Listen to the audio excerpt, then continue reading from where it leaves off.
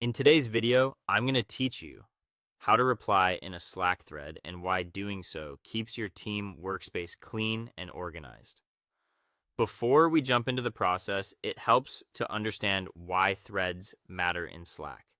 When you reply in a thread, you keep related messages connected to the original conversation instead of filling up the main channel with back and forth replies.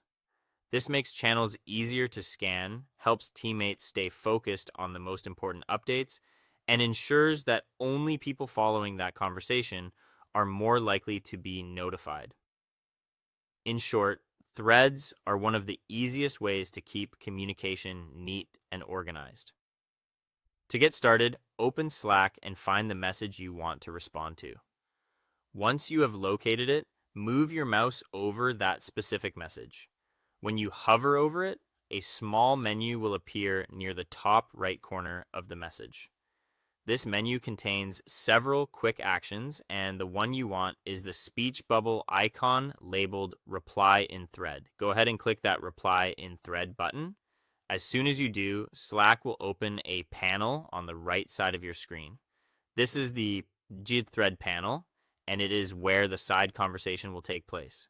You will see the original message at the top, along with any existing thread replies underneath it. Next, click inside the text box at the bottom of that thread panel. This is where you will type your response.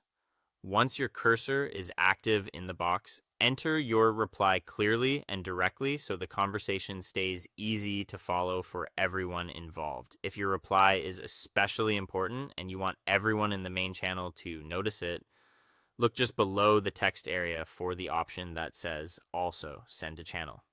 You can check that box before sending your message. This is useful when your thread reply includes an important update that should be visible both inside the thread and in the main conversation. If it is not necessary for the whole channel, you can simply leave that box unchecked to keep the channel from becoming cluttered.